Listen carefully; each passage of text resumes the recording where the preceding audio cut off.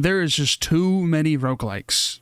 And this isn't inherently a negative thing, but God, there is a mountain of them. Some with more unique systems, other building off the backs of the other games, and some just clones for a quick buck. But honestly, I think the whole roguelike trend has been a massive positive for the indie game scene. But I feel like we get a new roguelike every time there's a baby born. These things just come out of nowhere. There's just so many of them. The weird thing is, the majority that I have actually played are great games. They're not bad. They're amazing games. Some are average games. That's just how video games are, but there's so many that hold unique mechanics that make them stand out compared to other ones. 2D, 3D, lots of action, no action. Roguelikes are just the perfect vessel for a creative developer to make insanely unique games without having to make an entirely new system. You can think of roguelikes like it's like the chicken of video games.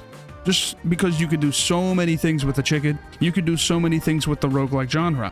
With it being an amazing vessel of modern-day indie gaming, with extremely unique takes like Balatro, making a whole little sub-genre of Balatro-inspired roguelikes like a poker roguelike, a mahjong roguelike, or larger, bigger studio projects like Hades made by Supergiant Games, which gives a professional polish to the whole genre. Now, there's a lot of games in the genre, and I mean, that's the whole point of the video. So what exactly even are the standout games that everyone should play? If we just go based off the pure statistics and numbers, the most played roguelike on Steam is Don't Starve Together, a co-op survival roguelike game with a bit of crafting here and there. The game nearly has perfect Steam reviews, and never played it. I have no friends. It's a co-op game. You can play it solo, but co-op game is solo. Very boring. Never played it. The second most popular roguelike, Binding of Isaac, a game that's from the early 2010s, which also has Binding of Isaac Rebirth with a bunch of DLCs alongside of it.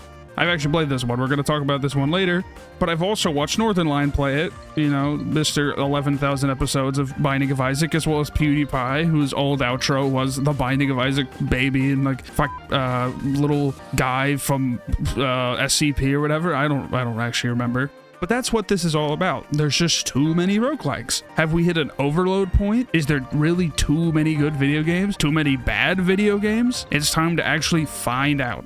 The first thing to do is cover and define what a roguelike is. A roguelike is, just going off a basic Wikipedia definition, a style of role-playing game traditionally characterized by a dungeon crawl through procedurally generated levels, turn-based gameplay, grid-based movement, and permanent death of the playable character, which is just a definition. It's very basic, but you know, it's what it is. Now, obviously, simple definitions don't work in the genre of video games, but it has very key features that are important to bring up with all roguelikes. First, every roguelike needs to have some sort of level of randomness, RNG. It has to have it. It is a requirement. If I personally take my favorite roguelike, Risk of Rain 2, the randomness comes in multiple forms. Obviously, the starting location is random. It's completely random. It's not necessarily procedurally generated. It's just a set of locations with different maps you can drop in. Another part of Risk of Rain 2's randomness is its items, as well as the bosses. The bosses are completely randomized. If you've never played Risk of Rain 2, you drop in the world, you go find the portal. After you find the portal, you can summon the boss. The boss is completely random. You kill the boss, it drops a random item. That's all random. That's randomness. That's RNG. The players, for the most part, the only control they're finding within the game's randomness is selecting their character. Everything else, it's all random. But roguelikes have another really important thing that goes alongside of randomness. Luck.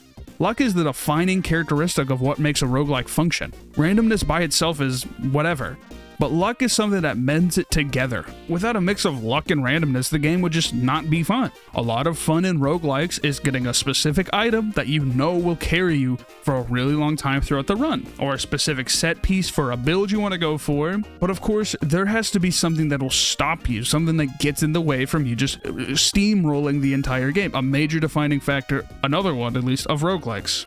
They just has to have good stakes. It has to have important stakes add a reason for the player to actually want to play your video game. If there's no stakes, there's just nothing to do. There's no reason to want to finish. There's no motive to want to keep playing. This generally goes for all video games. The general nature of roguelike video games is just working more different individual runs of the game rather than one giant playthrough. The stakes need to feel reasonable enough for you to want to keep replaying and not just care about your runs. If you don't care, what's the point? For instance, with something like Hades, which is one of the most popular roguelikes ever made at this point, the stakes are, if you're being defeated, you go back to the beginning, and you'll have to crawl back to where you were, but winning means you get more story and character development, which I'll talk about the stakes thing a little bit later. but this is where it's at right now. Obviously, a good story is not that much of a requirement for a roguelike, but specific roguelikes have to have a good story to like help make the game mend better. It actually comes down to being its own branch, but most stakes in roguelike come down to a mix of luck and randomness, working together to want the player not to lose the run, meaning they'd have to claw back to the run like before, having a reason to replay your game. On the flip side of a game that just has no story, Balatro. Very big, very popular right now, another Northern Lion game. The stakes of Balatro are high because the high amount of luck and randomness. Obviously, if you want to keep playing any game, you have to have the drive to want to finish a run. But stakes in any video game is a player-to-player basis thing. You can have a great set of stakes in your game, but some players just aren't going to play. That's whatever. Lastly, you need something that every single-player video game, or just every video game ever made, needs to be a successful video game that people remember. Replayability.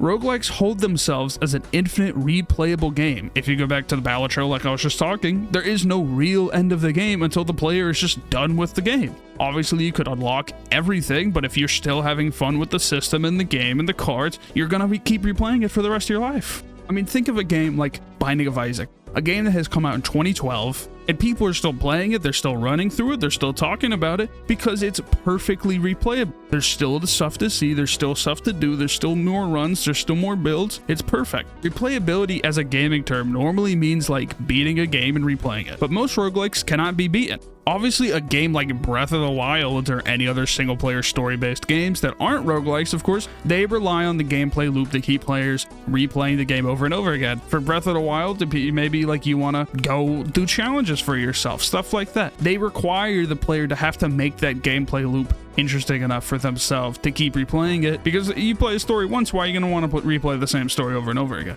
Now, you have to blend all of these together to make your game successful. Another thing is obviously just what the gameplay is. If you don't like the gameplay of a roguelike, you're not going to play it. But if you don't like the gameplay of a Final Fantasy game, you have the story at the very least. If you don't like the gameplay of Risk of Rain 2, you just have no soul, but you'll also just never actually play it, you'll never pick it up, you'll never ever touch the game. Obviously, there's outliers, but that's whatever. With these specific points about the genre, what causes there to even be so many in the first place? Obviously, the best answer is just what I started with. Roguelikes provide an easy system to put better gameplay ideas over top of it. You can't just take the system and make a nothing burger and expect it to be good. You'll get something boring, nobody wants to play it, it's not interesting enough to get new players in. It has to be interesting, it needs to be seasoned, it needs to be a seasoned chicken. Now, there's obviously people who will literally just play any video game. A lot of slop out there, so much slop. Give me more slop, whatever. But for us gamers, you obviously want your roguelike to have systems that are fun to learn. To start us off, we're going to talk about the most important roguelike probably ever made, Binding of Isaac. Obviously, I'm going to talk about Rebirth because it's just newer. It's not that different. Binding of Isaac has such an important place in video game history, and especially indie game history, but why? It's just good. It's just a damn good game. This game is extremely easy to pick up and play. Load up the game. First screen you have, it just tells you the controls. That's it. There's no more. You don't gotta sit through cutscenes, you don't gotta sit through dialogue, you don't gotta sit through a tutorial. The tutorial is on the first screen. As for the understanding of what's even going on, if you just played a video game before, you'll figure out. Take out the enemies, walk through the door, grab the thing. These mechanics of the game are just like something from the 80s, like an NES game. It's baby stuff. I mean, it makes sense. You could see the original Zelda influence, maybe Link to the Past. There's like little Triforces everywhere. I'm not pulling this out of my ass, all right? It's obvious, it's there. It reminds me the most of the first Zelda game's dungeons, but that's just what it is. The game actually being special is more about everything else. The hidden story clues, the world, the art, the characters, the enemy design, the boss design, the way the builds work, the builds that come together just from these random items. There's just so many items. You'll never see every single item unless you've played thousands of hours of this game. I haven't even seen every single item. I'm just going through every single run. It's a new item. And another important part of this game is the difficulty system, having 3 hearts rather than a health bar like an old 80s game or something, 90s game, SNES game, whatever. Most roguelikes usually have health bars. This is 3 hearts. It makes it so much more difficult. You only get 3 hits before you're gone. Another thing this game does that all roguelikes do is economy. Just like a multiplayer strategy game like Valorant or CSGO or League, you gotta take care of your econ, you gotta keep going, you gotta make sure you're not spending too much gold or too little gold, and that's here as well.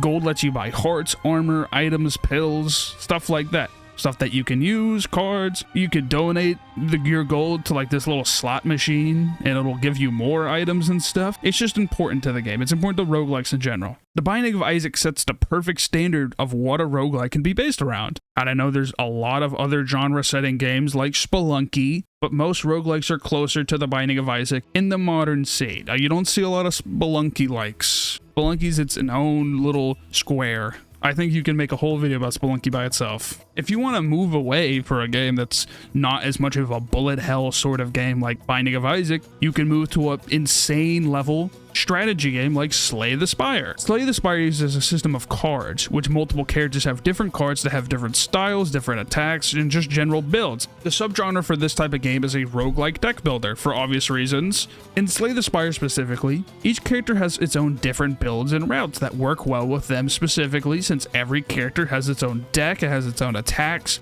None of the characters have repeat cards. Once you select a character, I'll say for this instance, we're just going to do Ironclad. It's the first character you unlock. You load into a menu which shows you a map of different enemies and stopping points like random encounters, rest sites, just bosses, enemies, elite enemies, common enemies, and it shows you every single possible way you can go, and like a little map with routes on it, like little ant routes, for you to choose how you want your run to go. But the randomness is in what these encounters will actually be. The deck builder part starts, obviously, when you actually load in. You'll be presented with a deck of cards at the bottom of your screen. This deck will always, no matter what, be a mix of attack moves, defense moves, stuff like that. Even though other characters work differently for Ironclad, it is extremely straightforward, and all your stuff is usually going to be attack, defend, attack, defend, attack, defend. This is where the player's decisions actually come in to helping you play. The game gives you all the information you need to make a decision, such as the enemy's attack, how much attack damage they'll do, what their defense is, the debuffs they'll give you. It gives you everything you possibly need to know so that you can make your decision. So what's the catch? Stamina. You have a stamina bar. You start off at three little orbs. They're right under your health bar. They show you your stamina. It's how many cards you can play around. In the corner of every single card, it shows you how much stamina it'll cost, either from like 2, 1, 0 even. And this is the downside to just being able to have all this information. The player's choice comes down to either stacking the defense to avoid taking too much damage, or just blasting, doing a glass cannon, and spamming attacks like it's Pokemon or something. Obviously, neither of these work in every single scenario. It's about balancing your damage and outputting your defense. Another special part about Slay the Spire is after defeating an encounter, you get a card of your choosing, some coins, and a potion. Up to 3 max items without special items coming into play. Outside of fighting encounters, there are shops, rest areas, and just random encounters. At shops, you can spend your golds, buy more cards, more potions, stuff like that. It's your econ, it's your economy, like I just talked about. At rest areas, you can either restore health or upgrade a card using the blacksmith tool. Random encounters vary, but either you gain a new item, a new piece of gold or something at the cost of your health, or you can just run straight into enemies again. With all this, and the multiple characters there's to choose from, I feel like Slay the Spire acts as one of the most perfect and well-balanced games in the roguelike deck builder subgenre. To go on the complete opposite of these slower paced sort of card games which require a lot of thinking, you have like a monkey game, Vampire Survivors. Vampire Survivors acts as a high-octane bullet hell roguelike that feels like it was designed for the mindless monkey-brained gamer to just run around, get a bunch of gems, and get your flashy lighting all over the screen like you're playing pachinko, like you're a 60-year-old Japanese man fresh off of work, you went to go play pachinko. That's what Vampire Survivors gives you as the player. Obviously, there is builds like every single one of these games, and just an infinite list of characters. There's just so many characters. There's actually just too many characters for you to unlock, which is, I guess, a positive. Vampire Survivors acts as a top-down game with a 2.5 games where you select a character, running around in one of the many stages that you unlock over time, where all you do is go around, taking out enemies with whatever weapons you can get, that's the luck aspect, and then picking up the gems that drop to level your character up, which will give you more items to choose from. On the top of the dome, there's like 5 items that are attack focused, and 5 items that are defense or support focused, unless you pick them up randomly in the world, which will give you over your max amount of items. Some larger enemies with a higher health bar drop chest instead of just items, which can drop a max of 3 or as little as 1 single item. As far as I understand, it's only items that you already know, and this is the only way you can upgrade your maxed out items to a higher level. The main part of this game is unlocking characters and stages, as well as collecting gold to get upgrades on the main startup screen. Things like a revival when you die, an XP buff, a health buff, stuff like that. So that's stuff that other roguelike games have used or just also have or just don't. It's just one of those things. It's a 50-50 kind of thing. But the thing about Vampire Survivors is it has so many clones. It is just a mountain of roguelike cloned Vampire Survivor games. It's actually insane. You'd think it's the first game ever created. There's just too many of them. For like a positive clone, there's this one with like a bunch of VTubers in it. I have like 5 hours in this game. I don't know who any of these people are. I don't care who any of these people are. It's just an example of a well-made cloned game. Vampire Survivors did a good job making a repeatable format for those to make games off of, act as a unique corner of its own genre away from the staple roguelikes. It's just like its own little square, like Spelunky. One of which is just a staple format of indie games in general. I hate using this word. The Metroidvania 2D side-scroller action roguelike, Souls-like Metroidvania game. I hate these words. I hate all these words. It's just a word spew. Games like Dead Cells, which, Metroidvania, you could get pissed off at Metroidvania. I don't like the term either, but it has a Castlevania DLC. What else could you possibly call the game? Dead Cells itself just feels like a homage to other video games in general. More so just indie games. If you've played the game, you get this like little thing at the very start area, which has a nod to games like Hollow Knight or Celeste. It's just one of those things. It reminds me of how Binding of Isaac had the Triforce at the bottom of some of the dungeon floors, which is a reference to Zelda. But Dead Cells wears its homage to video games on its sleeve so much. It wants the indie scene. It's like a little brothership of indie games. There's special outfits you can unlock. Specifically, there's one outfit you can unlock. It's a knight outfit. I'm pretty sure, just off the dome, it's coming from either Jump King or like Shovel Knight. It looks more like the Jump King Knight, but it's just like this game wears its love of the other games on its sleeve. To actually start talking about the game, it's extremely straightforward. You play as this headless guy given life with a flaming soul head, and your goal is to just beat the game in one run. There's multiple weapons that can naturally drop. There's weapons that you need to unlock by playing more and using the souls that drop for you. But fundamentally, there's only 2 currencies: gold, souls. Lastly, there's these random scrolls that are scattered around, which allow you to upgrade one of 3 stats: brutality, survivability, and tactics. They all have a specific purpose more catered towards certain builds with certain weapons and items, as well as the buffs that are given in the in-between zone. In these in-between zones, you are presented with the doors with timers on it, urging the player to go faster and faster and faster to get more rewards. And then there's also multiple vendors with offer buffs, the ability to unlock items with using your souls, using gold to upgrade weapons, and refilling your health potion. You can have 4, maybe 3 max. You get upgrades of it. A lot of roguelikes, and this game as well, balance your mix of speed and survivability. Obviously, they want you to go fast. You have this timer. Some of them have a timer on the screen, others don't. Hades has a timer on the screen. Dead Cells has a timer on the screen. It wants you to go faster. It's challenging you. It's pushing you to keep playing. Obviously, if you die, you have to restart. You have to balance your skill with the speed that it pushes you to do. I also feel like for Dead Cells specifically, there's a lot of hidden lore. This seems to be like the hub has multiple vendors that have like certain dialogue pieces that all have these like specific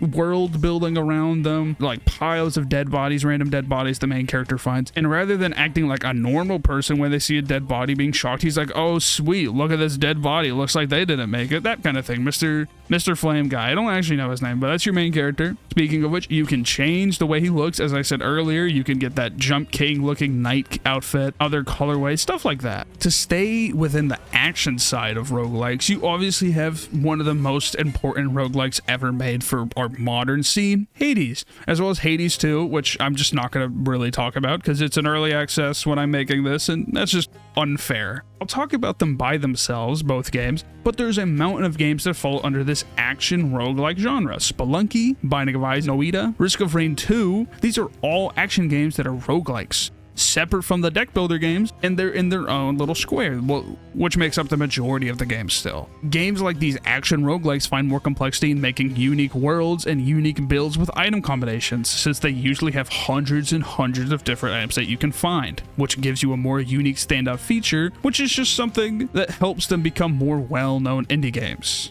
Most of these games, besides for Risk of Rain 2 specifically, are either 2D platformer games or top-down 2D games. A lot of them are 2D. You know, pixel art is really popular in the indie game genre.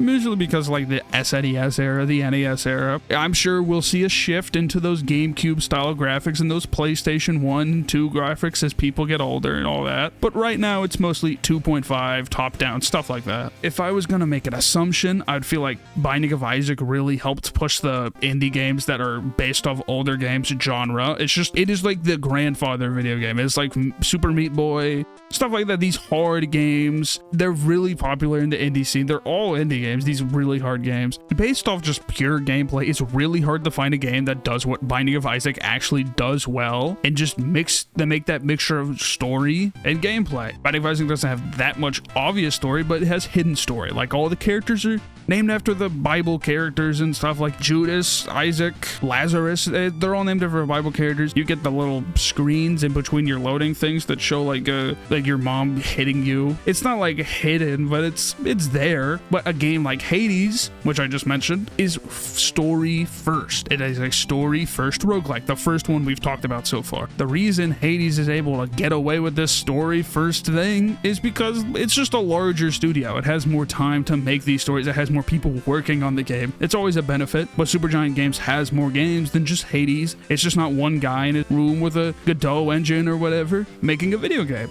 Hades feels like it took the entire existing genre and just like cleaned it up, polished it up, gave it beautiful art, fluid gameplay, and not to say any other roguelikes just don't have this. I just think some of this has to do with the background of the gameplay having two similar games by the same company, Supergiant Games, with games like Bastion and Transistor, which both have this similar gameplay style of the 2.5D top-down combat. So they already have this leg up of knowing what to do and knowing what works, knowing what doesn't work, and just putting this into the roguelike genre. Now, what's the actual point in covering all these games? Well, it's mostly just to show how many good ideas can spin around the central concept, but also how different these games all are. They all have their unique parts of the story. In the non-indie world, many major companies are starting to pick up on the whole roguelike thing and making their own major IP-attached roguelike games. One of the first examples I noticed in plays is this BlazBlue game called Entropy Effect, which is a side-scroller Metroidvania roguelike. I don't know what BlazBlue is. It's an anime fighting game. I've never played it,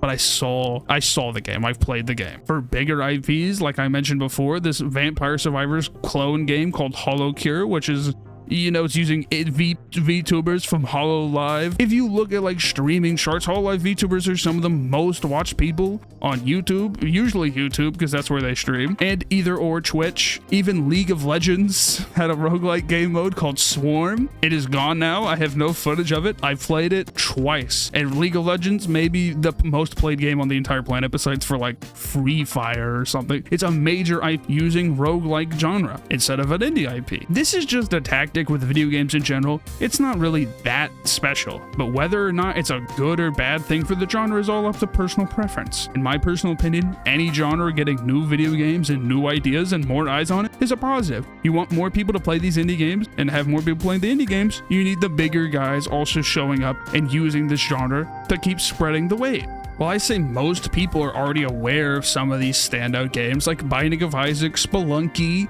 Hades, Spelunky 2, Binding of Isaac Rebirth, Balatro, really popular. These are well-known enough games, but in the major gaming sphere, where most people are playing League or Valorant or Call of Duty, they don't play this shit. But having League focus on it And having companies like Tencent make roguelike little game modes for their game puts more eyes on the genre, more players for the genre. This whole major IPs in smaller video game genres that mostly owned by indie games on the major front, this is not a specific to roguelikes at all. This is just a whole game sphere thing. But the importance of with roguelikes is it's more about games finding the perfect balance between creating unique ideas with a repeatable and fun gameplay loop, which also gives the players enough of a reward to want to play the game. This could apply to any single game, but for roguelikes, it is the entire game. The problem with all this is roguelikes' entire lifespan relies on a mix of content and replayability. Obviously, you can just keep upgrading and updating your games to add more content, but the gameplay has to be good enough for the people to want upgrades. To use an example, Hades, a single run Hades, maybe 14 to 20 minutes max. If you're getting all the way through and not dying, you're getting all the way to the end, final boss. It's been out forever. I'm not going to spoil it either way. It's really obvious who it is, which is like half of a match of League. 20 minutes, that's like 1/3 of a match of League. One of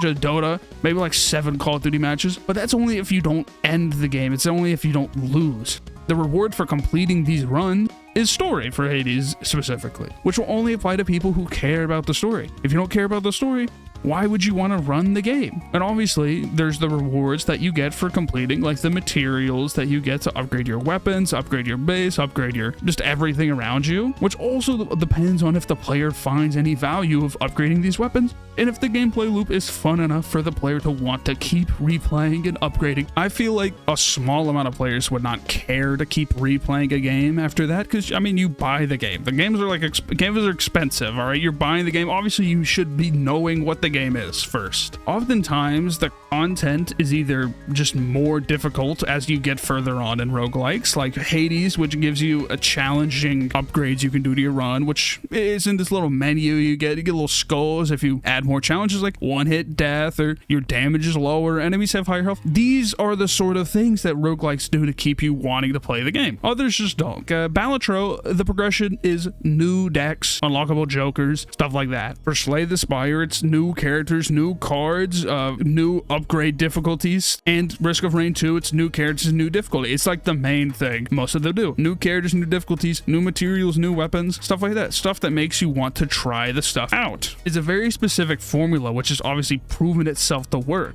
And to be completely honest, a lot of longer games are starting to do the exact same thing to preserve their lifespan. Others, some games are worth doing it. Others are just a complete waste of time. Like, who's going back and replaying a Final Fantasy game and getting all the chocobo races done in Final Fantasy X, or completely finishing the Blitzball League, shit like that?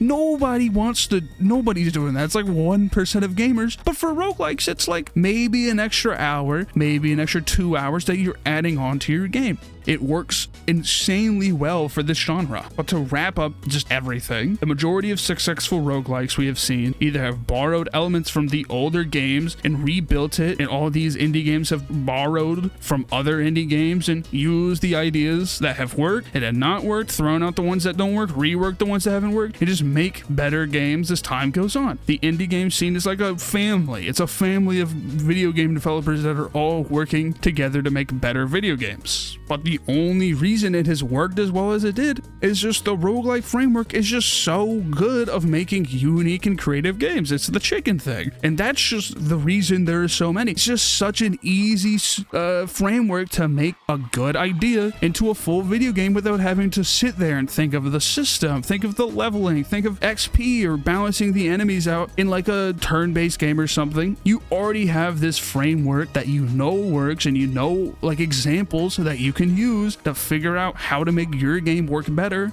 And because of that, the genre just works so well. And it doesn't really matter what game it is, they all has the same framework. You can find similarities between Slay the Spire and Hades. Whether it is a good thing or not that there's so many games in the genre, obviously there is too many roguelikes in the genre. Positive or negative, there is too many roguelikes.